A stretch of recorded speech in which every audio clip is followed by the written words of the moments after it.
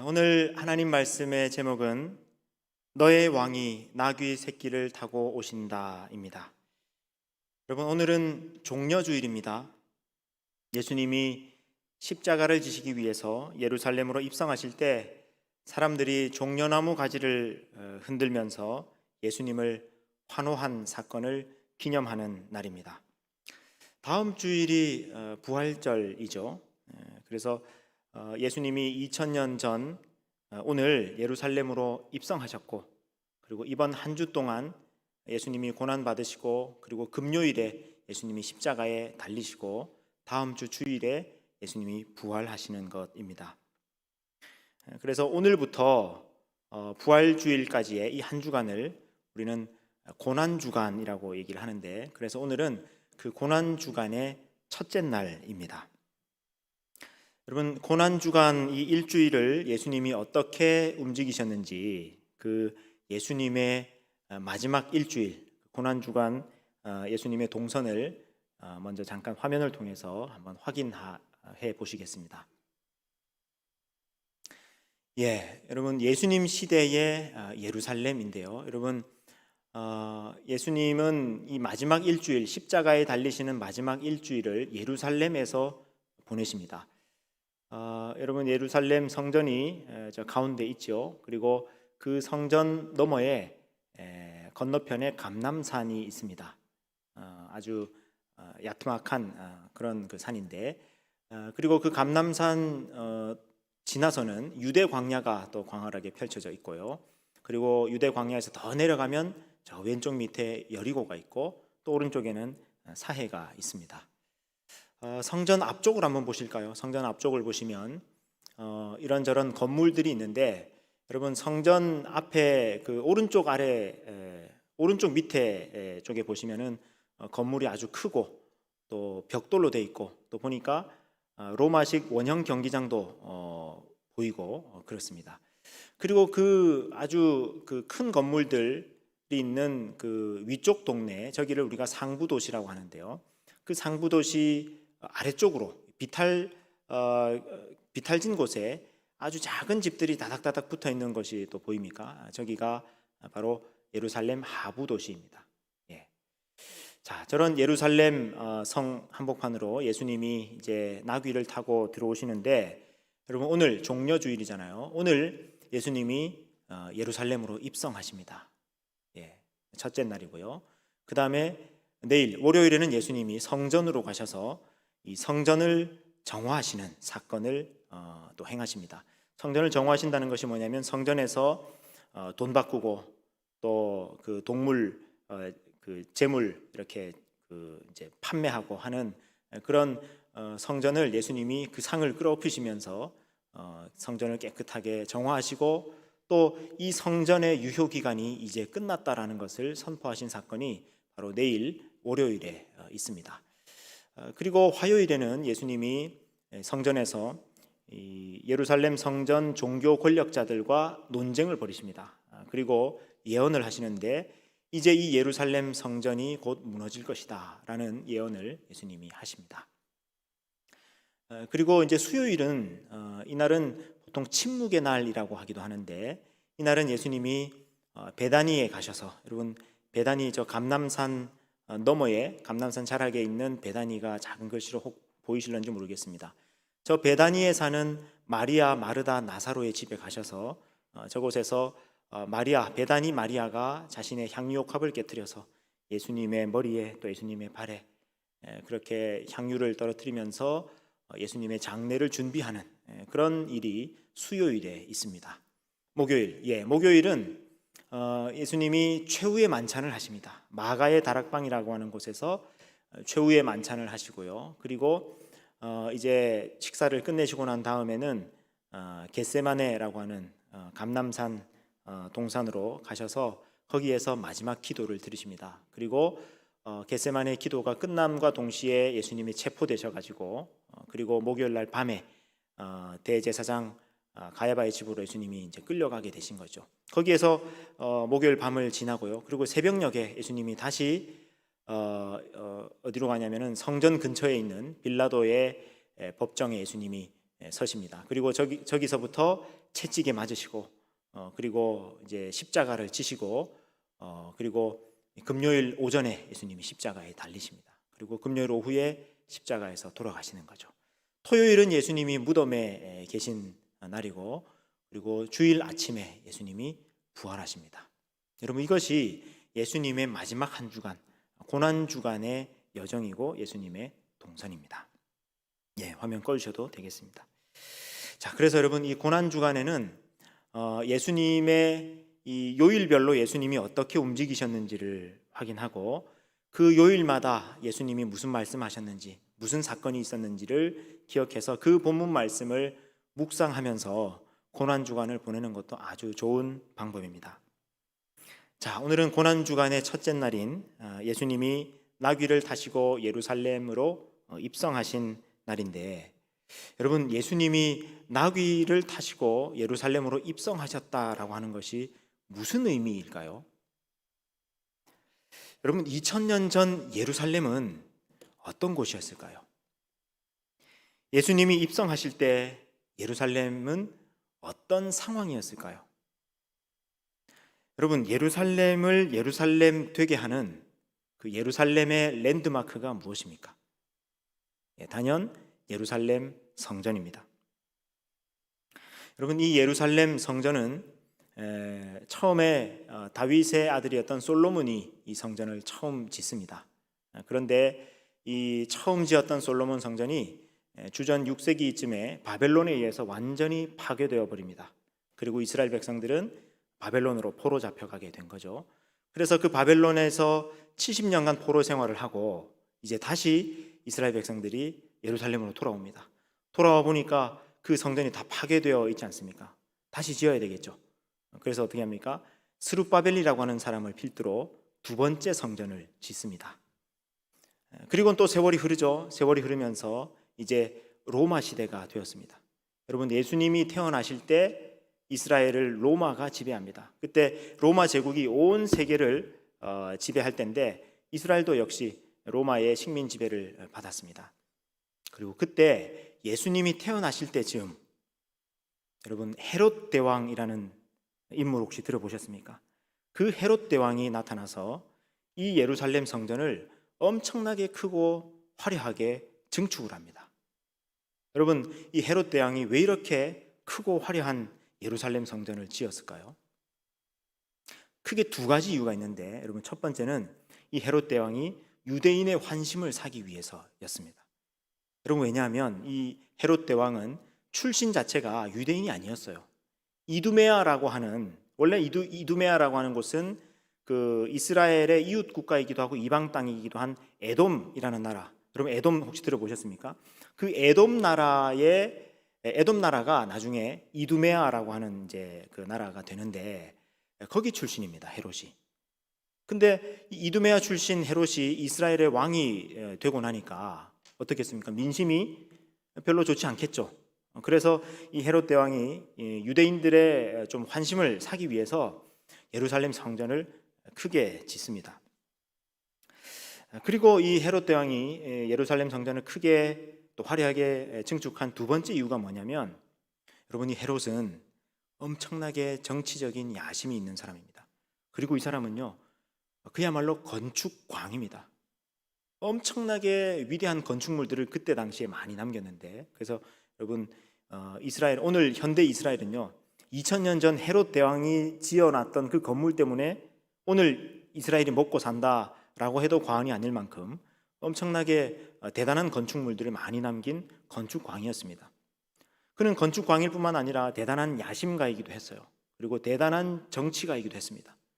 이두메아 출신이었던 헤롯이 로마 황제와 어떻게 그 정치력을 발휘해가지고 황제로부터 관심을 사고 또 황제와 좋은 관계를 이루게 되면서 이스라엘을 다스리는 왕이 됐던 거죠. 그런 그 헤롯이 여러분 정치적 야심이 있는 사람은 상황 판단이 빠르지 않습니까? 어떻게 하면 내가 더 좋은 더 큰 나라를 이루어갈 것인가 그런 또 꿍꿍이를 가지지 않겠습니까?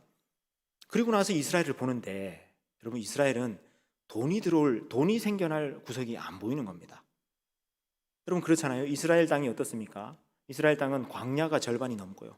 강다운 강도 하나 없고 뭘 생산할 수가 없는 그런 땅이었어요.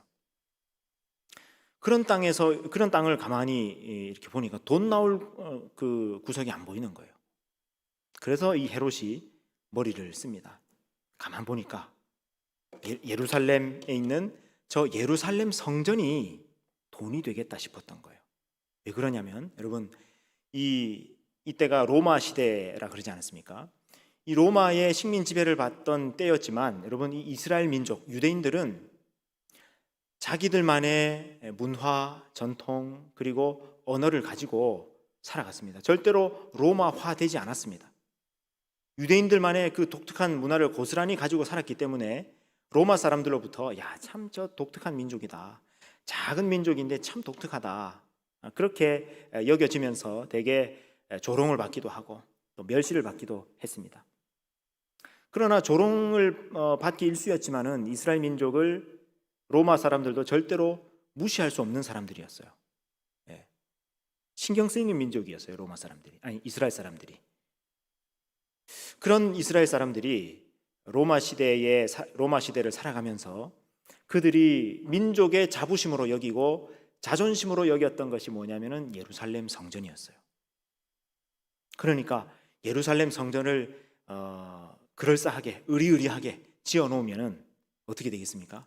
유대인들이 자기 자부심이 지금 엄청나게 잘 지어져 있는 거 아닙니까? 그러니까 예루살렘으로 더 자주 더 많이 오게 된다는 거예요.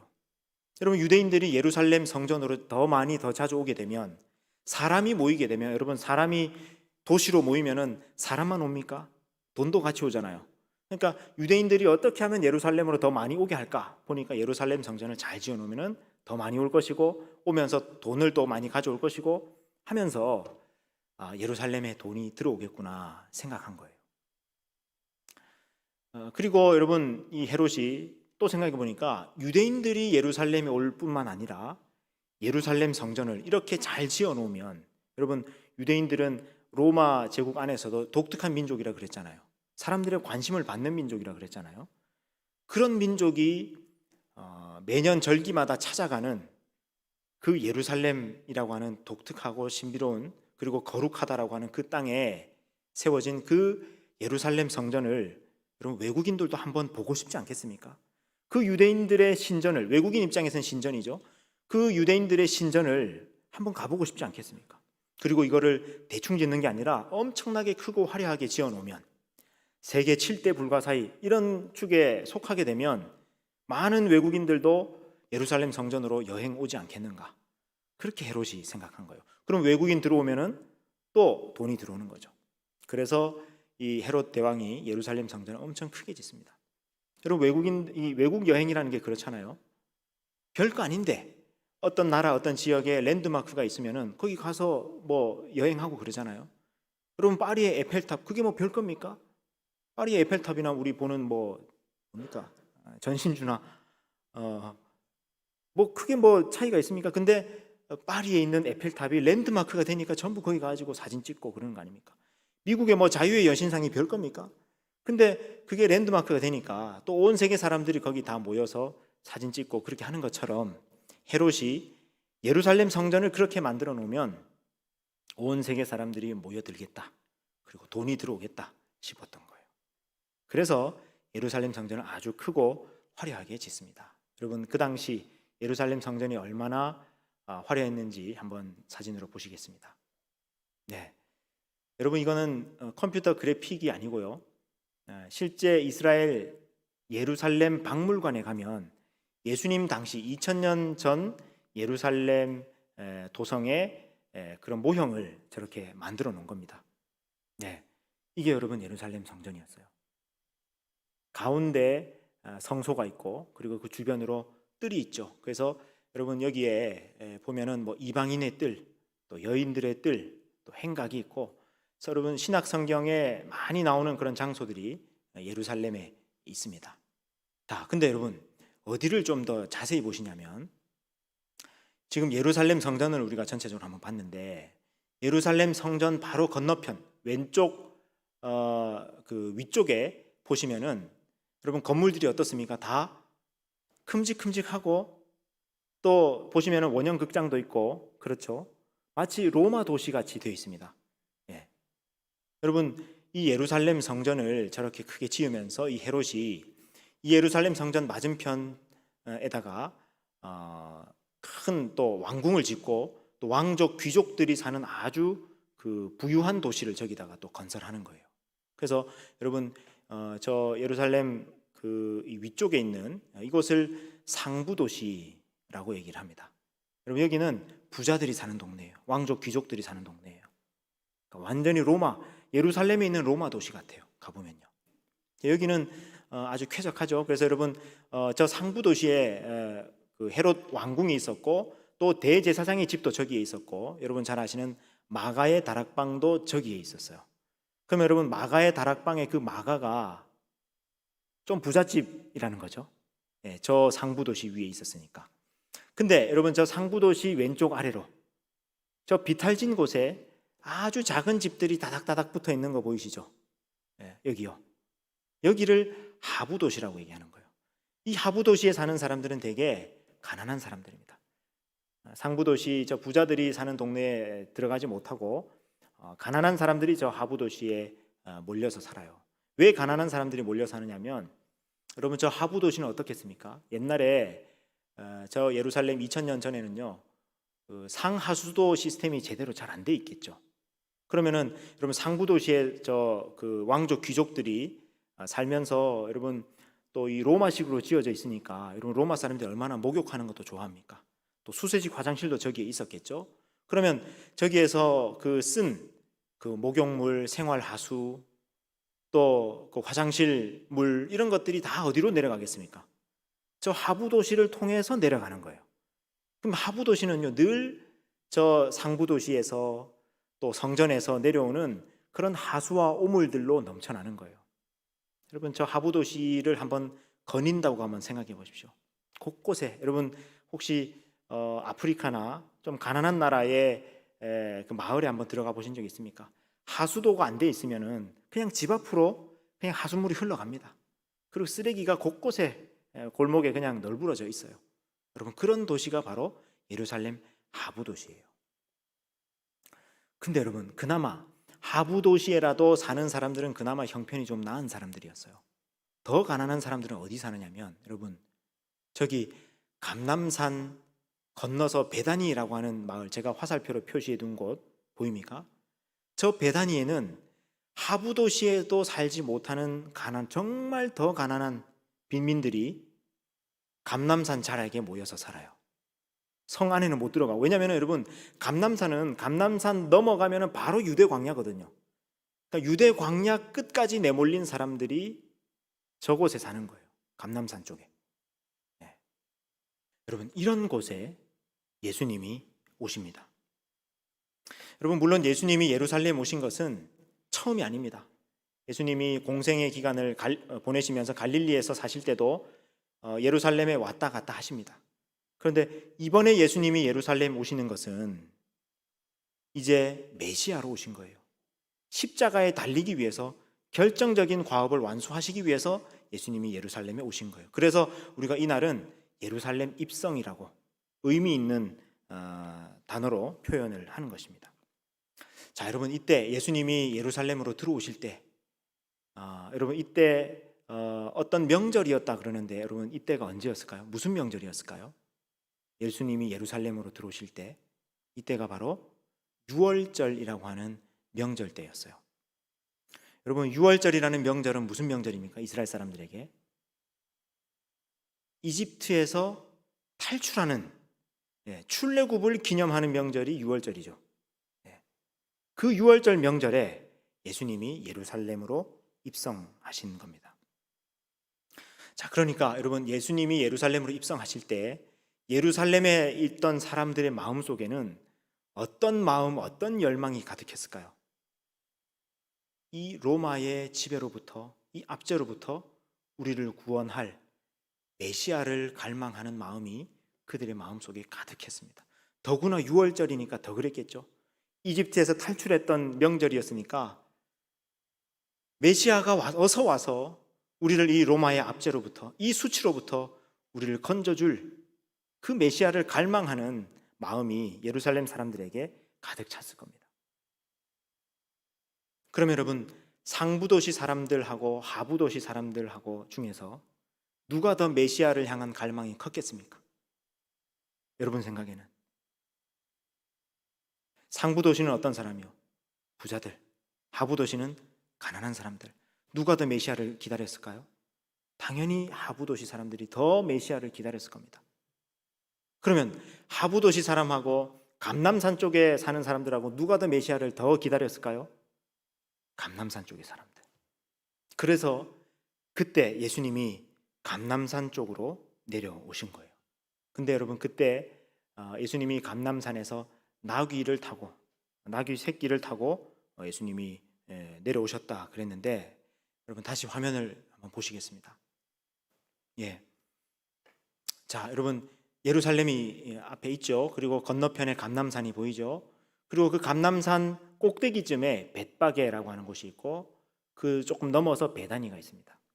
여러분, 예수님이 어디에서 올라오시느냐면 저 여리고 있죠. 해발 마이너스 200m 있는 저 밑에 있는 여리고에서부터 예수님이 걸어 올라오십니다. 예루살렘으로. 여러분, 예수님이 예루살렘 오시기 전에 여리고에서 삭개오도 만나고 또 바디메오도 고쳐주시고, 그리고 나서 예수님이 유대 광야를 통과하셔서 어디까지 올라오시냐면 감남산 자락에 있는 베다니까지 올라오십니다. 아마 베다니에서 주무셨을 것 같아요.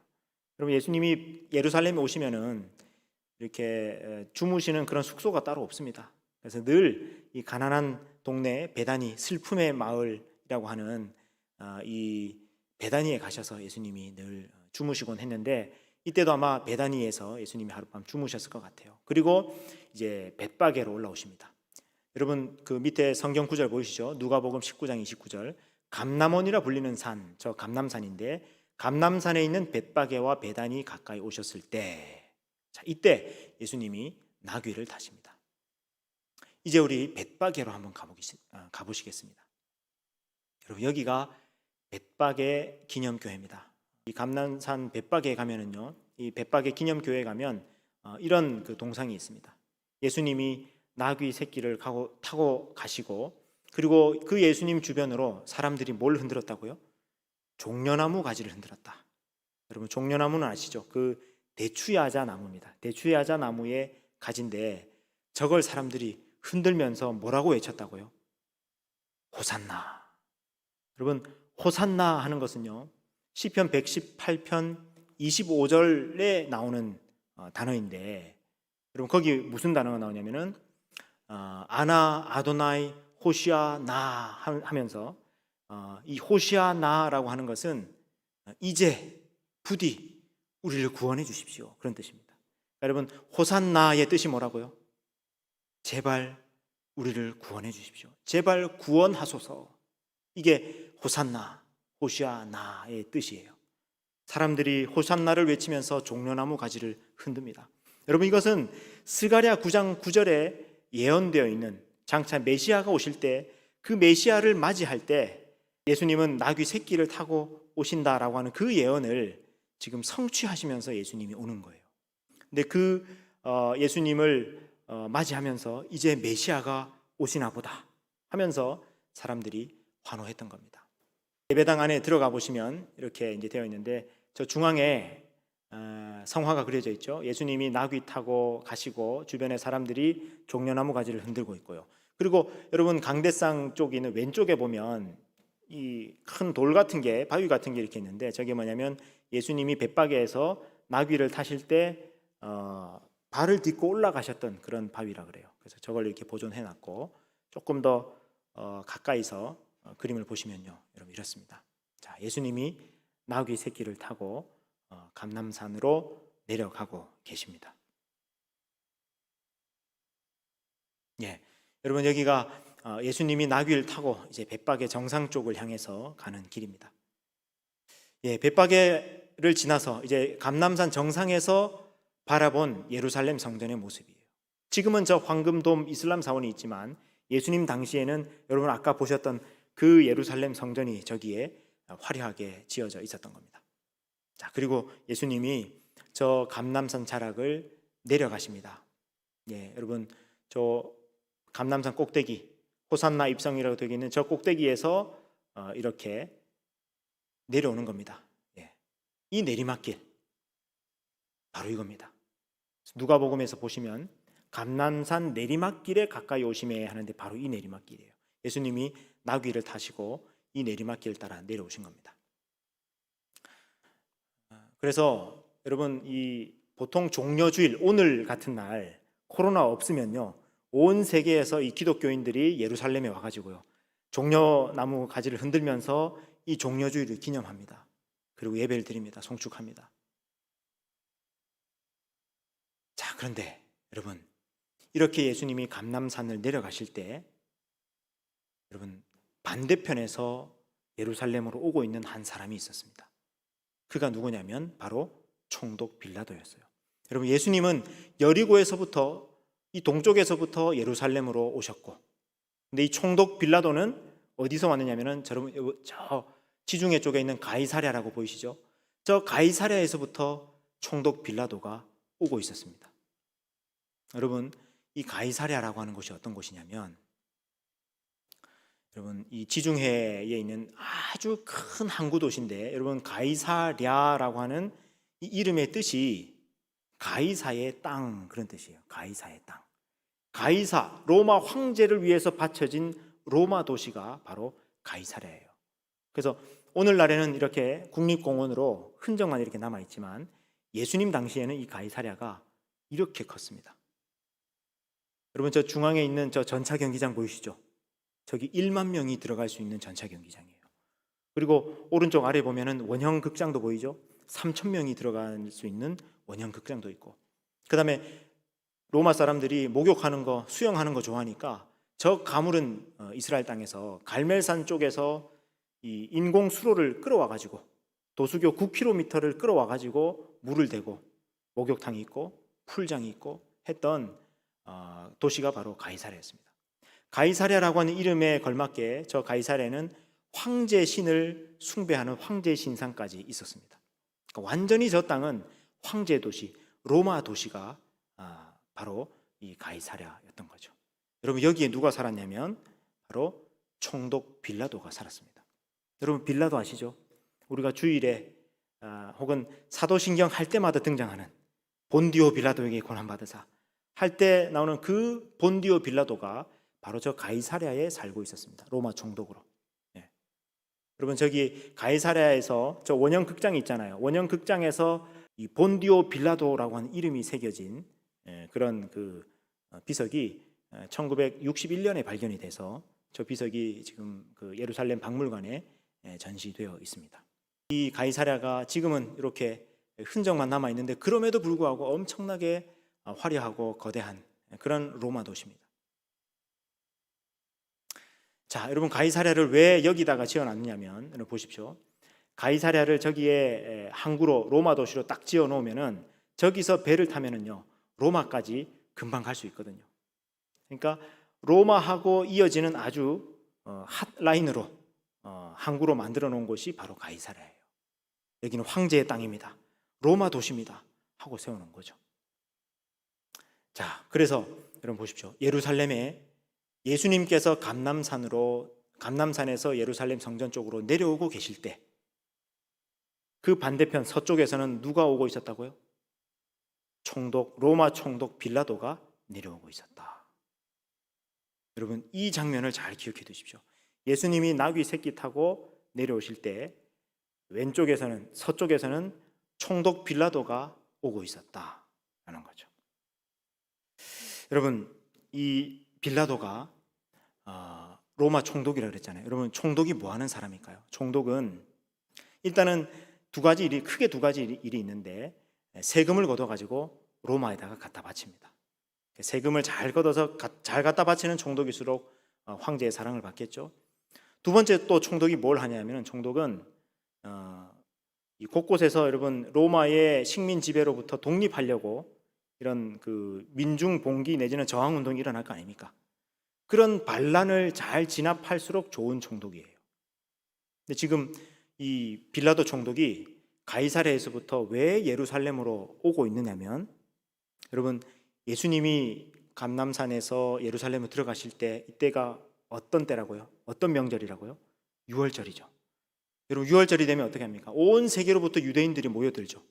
그러니까 이 유월절 예루살렘은요, 발 디딜 틈이 없을 만큼 바글바글 하는 겁니다, 사람들이. 그러니까 이 예루살렘 성이 거의 폭발 직전인 거예요. 여기서 조금의 불꽃만 스파크만 일어나면 그냥 이 성이 폭발할 지경이 되는 그런 때가 유월절이에요. 근데 여기에서 사람들이 막 그 저항이 일어나고 또 반란이 일어나면 안 될 거 아닙니까? 그래서 이 총독 빌라도가 그것을 혹시나 있을 모를 소요 사태를 대비해서 로마 군사들을 이끌고 예루살렘으로 오는 거예요. 또 하나 그 총독이 왜 예루살렘으로 왔느냐면, 여러분 유월절을 지킬 때 대제사장의 옷을 차려입고 유월절 제사를 집례하고 그렇게 합니다. 근데 이 대제사장이 입는 옷을 누가 가지고 있냐면은 총독 빌라도가 관장하고 있는 거예요. 그래서 유월절 때가 되면 총독이 와가지고 그 대제사장의 옷 열쇠를 주는 거예요. 뭘 상징할까요? 이스라엘의 최고 영적 지도자라고 하는 대제사장마저도 누구 손에 있다는 거예요? 로마의 손 안에 있다. 황제의 손 안에 있다. 이걸 상징적으로 보여주는 행위가 바로 그거예요. 그래서 이 총독 빌라도가 로마 군사를 이끌고 옵니다. 여러분 이때 이 총독 빌라도가 오고 있는 그 모습, 행렬을 한번 상상해 보십시오. 어떻게 왔을까요? 말을 타고. 총독 빌라도는 크고 아주 힘세고 멋진 아마 흰색 말을 타지 않았겠나 싶어요. 그런 말을 타고 오고 뒤따르는 기병대가 또 따라오겠죠. 또 보병 군사들도 따라오겠죠. 깃발을 휘날리면서 창과 칼을 들고 오겠죠.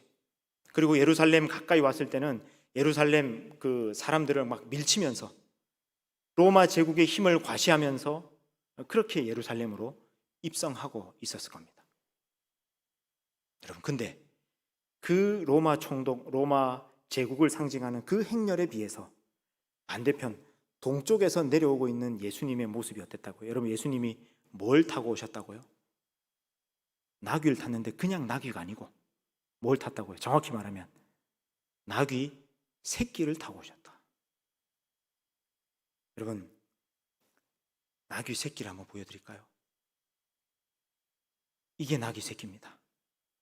이거 제가 수년 전에 이스라엘 갔을 때 유대 광야에서 실제로 만났던 나귀 새끼인데 예수님이 저런 걸 타고 오신 거예요. 여러분, 지금 예수님이 나귀 새끼를 타고 내려오신다라고 하는 것은 뭘 상징하느냐면은 지금 저 로마 총독 말을 타고 기병대를 거느리고 오고 있는 저 로마 총독을 보란 듯이 나귀 새끼를 타고 오는 거거든요. 근데 여러분, 나귀 새끼를 타면요 어떻게 되냐면, 제가 나귀 새끼를 한번 타보려고 가까이 한번 갔어요.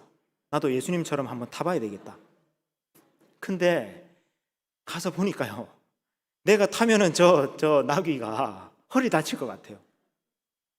그래서 차마 못하고 그냥 사진만 찍고 왔는데 예수님이 저런 나귀 새끼를 타고 오셨다. 아마 예수님의 발이 질질 걸리지 않았겠나 싶어요. 너무나 이상한 모습이에요. 마치 어른이 세발 자전거를 타고 가는 그런 모습처럼 예수님이 나귀 새끼를 타고 예루살렘 성으로 들어오고 계신 거예요. 여러분, 이 예수님의 모습은 건너편에서 오고 있는 로마 제국을 상징하는 총독 빌라도의 행렬을 보고 거기에 맞서서 보란 듯이 하나님 나라의 행렬을 보여주고 있는 것인데, 여러분, 예수님이 나귀 새끼 타고 오고 있는 이것은요 총독 빌라도를 비꼬고 있는 거예요. 풍자하고 있는 겁니다. 패러디하면서 풍자하고 있는 거예요. 사람들이, 여러분, 로마 제국이 어떤 나라입니까? 로마 제국은 힘의 논리로 칼과 창으로 사람들 짓밟고 빼앗고 차지하면서 세력을 키워서 그 힘에 의해서 평화를 유지하는 팍스 로마나의 나라가 로마 제국이잖아요. 그래서 사람들 가운데 나타날 때도 힘을 과시하면서 큰 말을 타고 기병대를 거느리고 옵니다. 깃발을 벌럭이면서. 저 로마 제국에 대항하는 하나님 나라가 지금 어떻게 오고 있다는 겁니까? 나귀 새끼를 타고 오시는 왕, 예수님이 그 하나님 나라의 도래와 함께 감람산에서 내려오고 있는 거예요. 로마 휘장이 펄럭거리는 것이 아니라 사람들이, 그것도 감람산 기슭에 사는 그 가난한 사람들이 뭘 흔들면서요? 종려나무 가지를 흔들면서 맞이하는 그 왕이 지금 예루살렘으로 오고 계시다. 여러분, 이겁니다.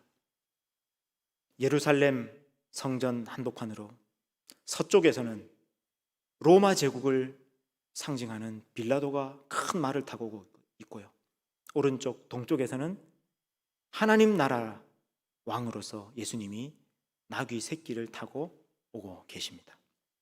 여러분, 이 기가 막힌 대비를, 이 극적인 장면을 여러분 이번 이 고난주간 오늘 종려주일에 저 그림을 여러분 마음속에 새겨두십시오. 아예 사진을 찍어두십시오. 저 장면을요. 종려주일은 로마 제국과 하나님 나라가 충돌하는 날입니다. 나귀 새끼를 타고 예루살렘으로 입성하시면서 예수님은 힘을 과시하고 폼 잡고 무게 잡는 그 로마 제국을 패러디하고 풍자하고 조롱하고 계십니다. 기병대를 거느리고 깃발을 휘날리면서 칼과 창으로 사람 죽이고 빼앗고 차지하는 로마 제국, 그 로마 제국 황제가 승리하는 것이 아니라 나귀 새끼를 타고 입성하시는 왕 예수님이 이기신다. 가난한 감람산 사람들 종려나무 가지를 흔들면서 왕을 맞이하는 하나님 백성이 승리한다. 예수님은 저 로마 제국처럼 저렇게 폼 잡고 무게 잡고 힘을 과시하고 하는 저 로마 제국 정도는 나귀 새끼를 타고서라도 승리하시는 분이시다. 진정한 우리의 왕이시다. 여러분, 이 하나님 나라가 이긴다. 로마 제국은 결국에 사라지고 말 것이다. 이 하나님 나라가 이기고 이 하나님 나라가 영원하다. 로마 황제가 세상의 왕이 아니라 저 팍스 로마나의 로마 황제가 이 세상의 구원자가 아니라 나귀 새끼를 타고 십자가에 오르셔서 인류를 구원하시는 예수님이 진정한 왕이시다. 여러분, 이것이 나귀 새끼를 타고 오시는 예수님, 그리고 종려나무 가지를 흔들고 그 예수님을 맞이하고 있는 사람들이 외치고 있는 메시지입니다. 질문합니다. 여러분은 누구를 왕으로 맞이하시겠습니까? 서쪽 로마 기병대 로마 황제입니까? 아니면 동쪽 나귀를 타고 오시는 예수님입니까? 여러분은 누구를 따르시겠습니까? 힘의 논리로 세상을 지배하는 로마 황제를 따르시겠습니까? 아니면 십자가 희생과 사랑으로 온 인류를, 세상을 구원하실 예수님을 따르시겠습니까? 여러분은 어느 편에 서 있습니까? 로마 제국입니까? 하나님 나라입니까? 너의 왕이 나귀 새끼를 타고 오신다. 종려주일인 오늘 본문은 다시 한번 저와 여러분에게 선택을, 결정을 촉구하고 있습니다.